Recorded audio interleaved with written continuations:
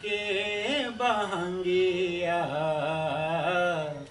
बहंगी लचकत जाय, बहंगी लचकत जाय। तू त आन्हर होए रे बटोहिया, बहंगी छठी मैया के जाय, बहंगी छठी मैया के जाय। दुनिया के किसी भी कोने में इस गाने की धुन बजती सुनाई दे तो हम बिहारियों का मन पवित्र और आंखें नम हो जाती। मैं बात कर रहा हूँ सूर्योपासना के इस महान पर्व छठ पूजा की, जो हम बिहारियों की संस्कृति है और जिस पर हमें गर्व है। ये महापर्व कार्तिक शुक्ल की षष्ठी तिथि को मनाया जाता है, जिस कारण इसे छठ पूजा कहा जाता है। इस महापर्व में व्रती 36 घंटे का महा उपवास निर्जला व्रत रखती है, तदुपरांत सूर्यदेव की उपासना करती है। इस पर्व की जड़ें जितनी गहरी है उतने ही प्राचीन है ये महापर्व छठ। कहा जाता है इसकी शुरुआत रामायण काल से होती है। सूर्यपुत्र कर्ण ने भी इस पूजा को किया था, वहीं द्रौपदी ने भी अपनी रक्षा हेतु इस महाव्रत को किया था।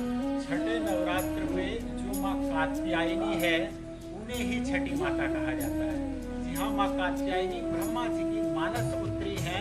मानस पुत्री होने का मतलब होता है जिनके जन्म में शरीर की कोई भूमिका नहीं है, जिसमें मन से मन का मेल होकर देवी उत्पन्न हुई है, वो है हमारी छठी माता। अंग्रेज कहते थे कि ब्रिटिश काल में सूरज कभी नहीं डूबता।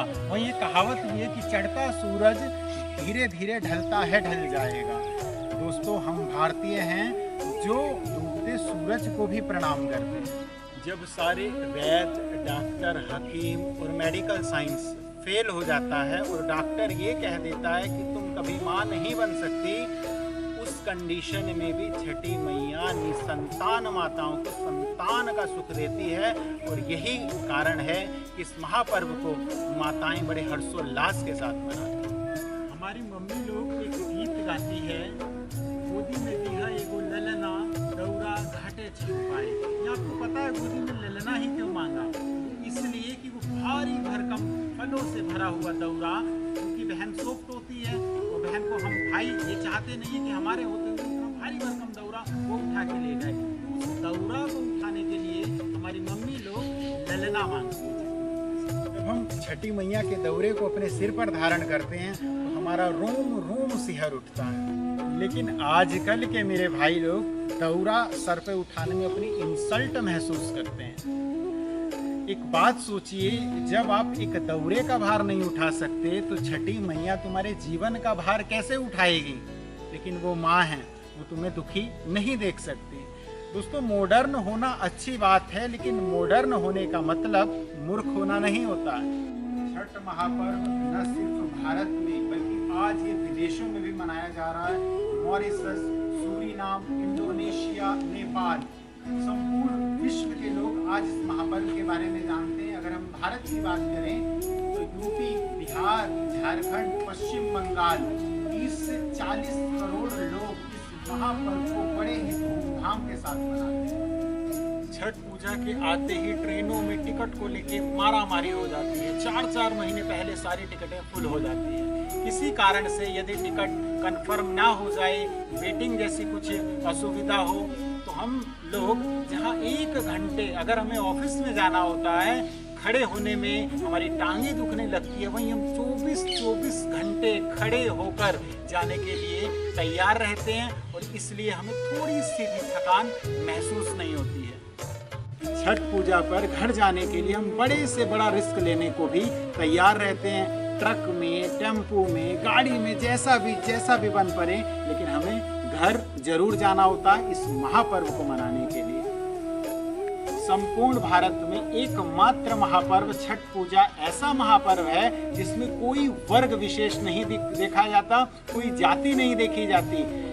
हम लोग ओबीसी, जनरल, एससी, एसटी में बटे हुए हैं, लेकिन ये छठ महापर्व यदि इनमें से किसी भी एक वर्ग की कमी हो तो ये महापर्व संपूर्ण ही नहीं होता है। मालिन के घर से फूल आते हैं, डोम के घर से दौरा आता है, चर्मकार के घर से बहुत सारी सजावट चीज़ें आती है, कुम्हार के घर से दिए आते हैं। इसमें कोई जाति नहीं देखी जाती।